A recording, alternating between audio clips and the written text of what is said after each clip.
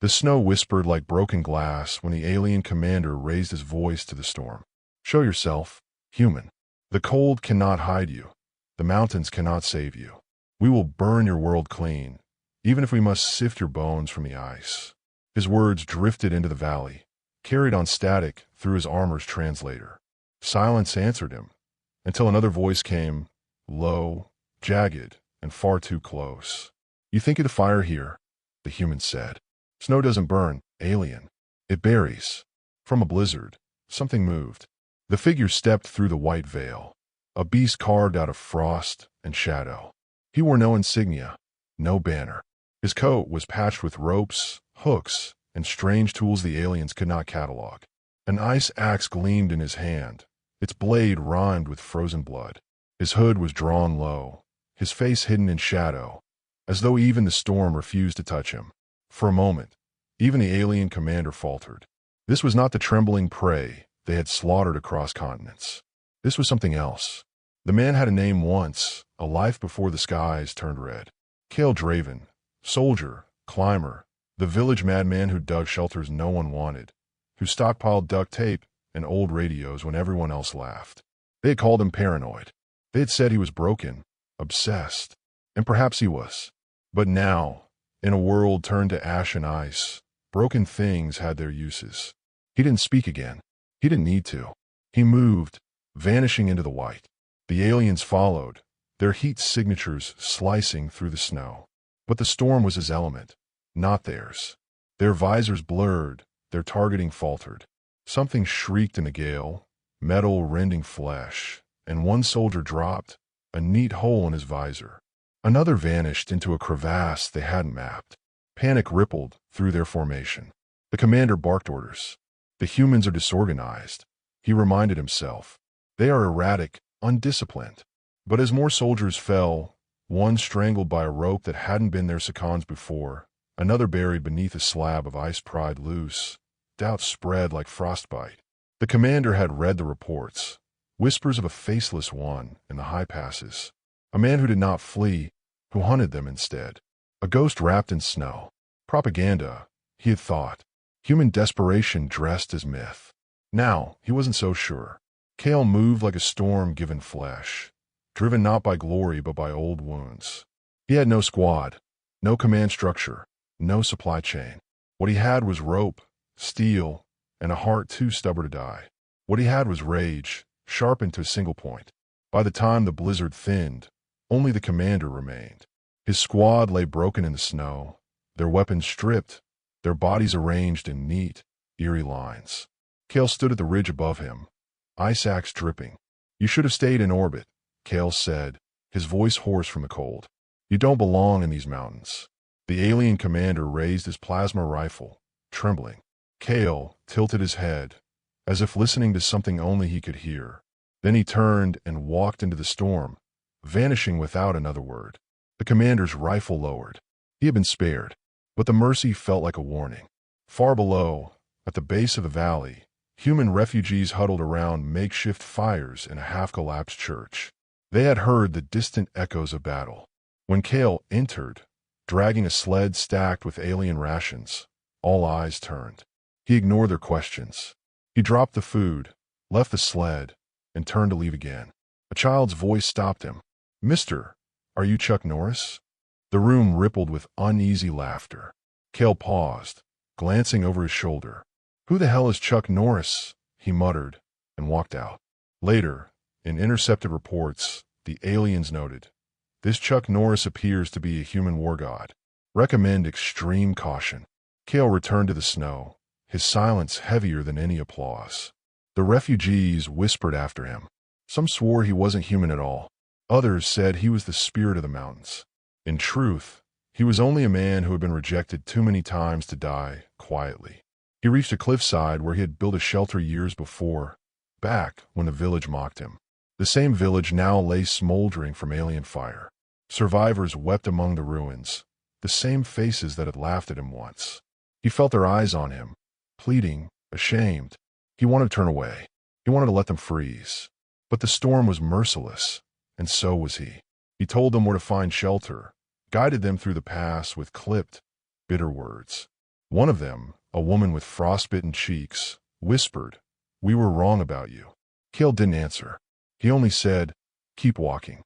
When dawn came, the sky was a dull gray bruise. Smoke rose from villages below, where alien commanders tightened their grip. Cale watched from a ridge, his breath misting in the cold. The war was not going well. Humanity bled in every corner of the world. But here, in the Forgotten Mountains, one man stood, faceless and unyielding. The aliens would call it illogical, inefficient. They would say one man cannot shape a war. Cale didn't care. He wasn't fighting for the war. He was fighting because mercy had been burned out of him long ago. And as he vanished once more into the storm, his figure swallowed by snow and silence, a truth settled over those who had seen him. Humanity's strength was not in numbers or technology. It was in the stubborn refusal to kneel, even when broken. You, reading this now, remember, empires fall, not because they are weak, but because they cannot understand what drives the faceless ones among us. The outcasts, the madmen, the merciless. Sometimes, it is the very people the world rejects who carry its survival on their shoulders. Funny thing about traps, Cale muttered into the howling wind, tightening a rope across a frozen ridge. They usually work better on the idiots who think they're smart. He yanked the knot, tested its weight, and gave a grim smile. Below, in the valley, the alien forces marched in precise, perfect lines. Their glowing visors cut through the snow like a string of predatory eyes. They thought themselves hunters. They hadn't realized they'd already stepped into the snare. The aliens came armed with cloaking drones and sonic beacons, every step synchronized with military precision. They had been told by their commander that humans were fragile and erratic, best defeated through overwhelming force. What they hadn't been told, what their commander hadn't yet learned, was that Cale thrived on erratic. His entire existence had been a long, bitter education in chaos. He crouched on the cliff's edge, scanning the valley. The refugees were moving, slowly, painfully, toward the mountain shelter he had shown them. Among them walked Elira Voss, the medic who had taken to patching up his hands when frostbite cracked them open. She was not loud like the others, not worshipful. She moved with quiet determination, treating the children before herself, never asking Cale for anything. He told himself he didn't notice, but he did. The aliens advanced. Cale waited until the last of their line passed under the overhang. Then he cut the rope. The avalanche roared like an angry god, swallowing soldiers and machines alike. He watched as their perfect formation shattered into flailing limbs and broken signals. He felt no triumph, only the cold satisfaction of inevitability. But they weren't fools. Survivors regrouped, energy shields blazing against the snow. Plasma fire cut glowing wounds into the cliff face where Cale crouched. He rolled aside, the heat searing his coat. "Guess subtlety's over," he growled, pulling the pin on a crude grenade. The explosion knocked the lead squad backward, scattering them like dice on a gambler's table. From their fractured formation, the alien commander stepped forward, Strategos Vedrak himself, draped in black armor that pulsed with alien light. His voice carried over the storm, translated into guttural, distorted English. "One human, one anomaly, and yet you cost me soldiers. Explain yourself."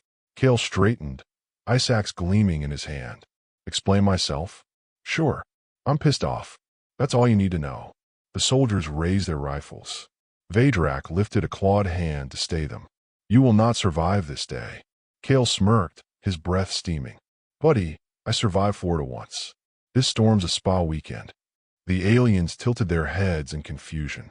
Vedrak hesitated. In the command logs later, they would note, subject references Florida. Investigate. Possibly a human military training ground. The battle that followed was not elegant. Cale didn't fight like a soldier anymore. He fought like a man who had nothing to lose. He slid down the slope, hurling smoke charges, swinging his axe in brutal arcs. He moved through the storm like it was part of him, striking, vanishing, striking again.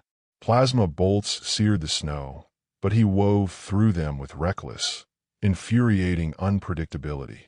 Still, there were too many. An energy net crackled, entangling him. He felt his knees, muscles burning. The aliens closed in, rifles ready.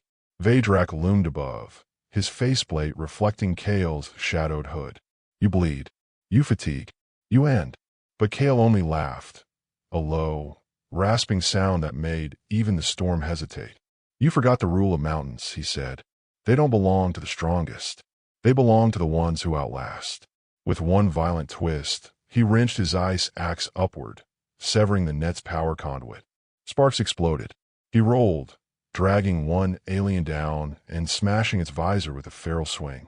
Then, with a grunt that was half rage, half survival, he tore free and sprinted toward the ridge.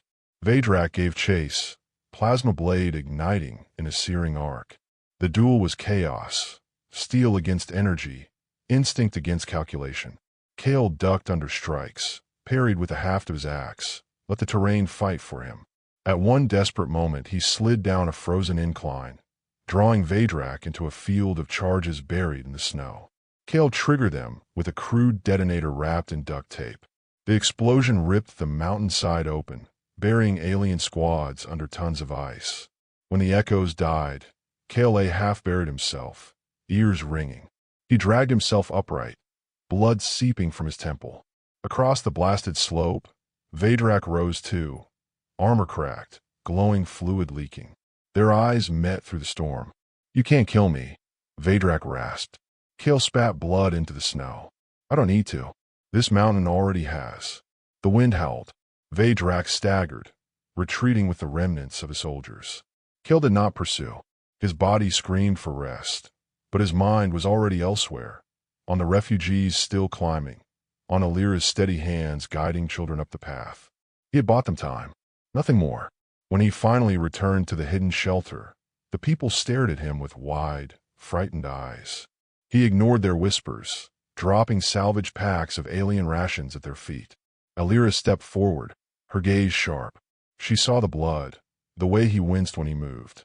Without a word, she began to clean his wounds. You can't keep doing this alone, she said quietly. Kale met her eyes for the first time. There was no accusation there, no worship, only concern. It was almost harder to face than the aliens. Alone's the only way I work, he muttered. Maybe once, she replied. Not anymore. He had no answer. He let her bind his hands, the silence between them heavier than the storm outside. That night, as the refugees huddled by the fire, Kale stood watch at the cave's mouth. Snow drifted like ash in the moonlight. Somewhere out there, Vedrak was nursing his wounds, plotting his return. Kale knew the war wasn't won. It wasn't even close.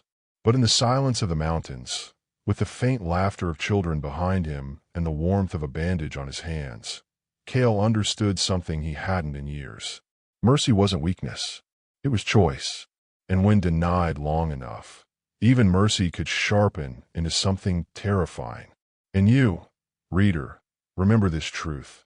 The world will tell you to kneel, to yield, to break quietly.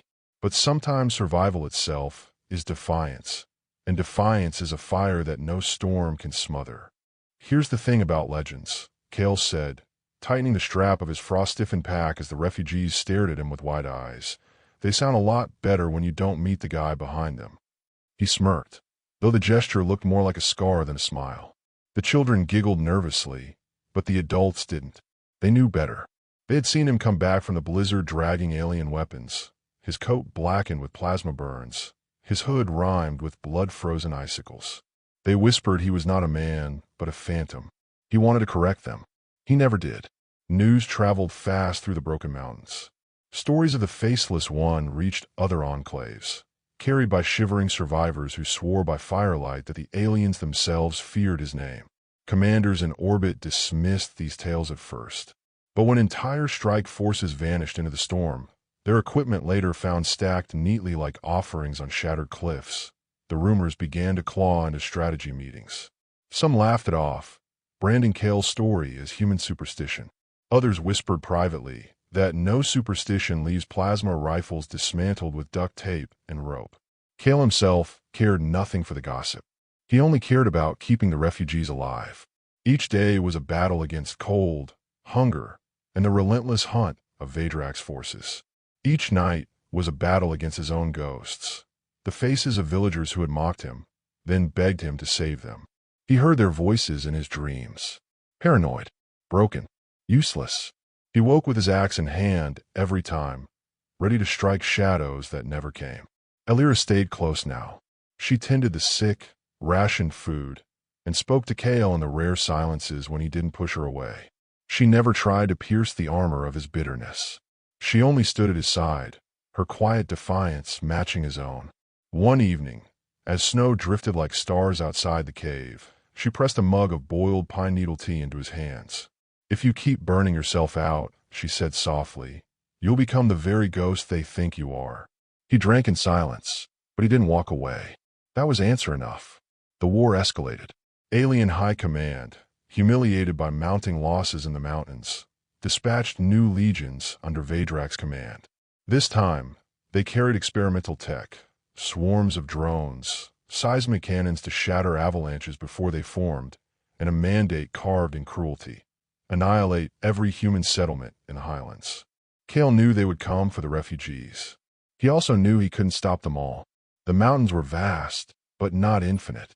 He began to set his traps further out, striking supply lines, forcing the enemy to spread thin.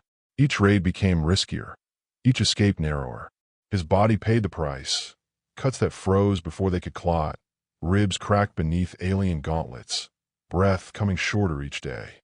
Yet each time he stumbled back into camp, Elira was there, eyes hard, hands steady. She never said the words he refused to hear. She simply bound him back together. The climax came at dawn, when the refugees were still sleeping. The horizon lit with the unnatural glow of alien engines. Vadrak himself marched at the head of an army larger than anything Kale had faced before. The sound of it echoed through the valleys like a funeral dirge. Kale stood at the cave mouth, watching the lights creep closer. He knew what it meant. The storm could no longer cover them. This was not a hunt. This was extermination. He turned to the people behind him, the frightened families who looked to him as something more than he was. His voice was rough, almost broken. "You move now. You take the north ridge, follow the river. Don't stop until you reach the old mines. There's food there, and walls. You'll live." "What about you?" someone asked. Kale adjusted the hood over his faceless shadow. "Me? I'll keep them busy." Elira stepped forward, her eyes fierce. "Then I'll stay with you." He shook his head. "No, they'll need a healer, not another corpse." He pressed a ration pack into her hands and forced a smile that never touched his eyes. "Besides, someone has to tell the story right. And if you tell it, maybe they'll remember I was human, not some myth." She wanted to argue, but his hand lingered just a second too long on hers, and the words died in her throat. She nodded once, sharply, and led the people out. Alone, Kale turned back to the approaching army. He set his last charges, strung his last ropes, and tightened the bindings on his axe. When Vadrak's forces entered the valley, the earth itself rebelled. Explosions tore cliffs apart. Avalanches devoured platoons. Hidden spikes impaled drones in mid-flight. Kale moved among the chaos like a spirit of vengeance, striking and vanishing, laughter cutting through the screams. Vadrak roared commands, his black armor glinting in the firelight. He pursued Kale through the storm of falling stone and snow until at last they stood face to face on a shattered ridge. Around them, the battle raged. Alien screams, human cries, the endless howl of the mountain.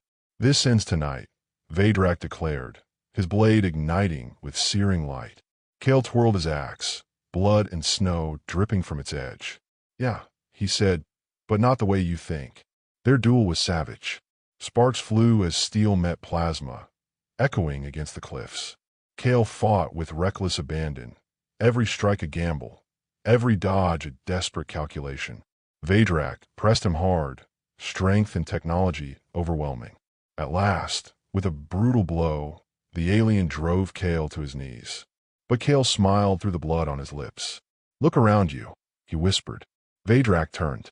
The refugees were gone. The valley was empty save for the dead and dying.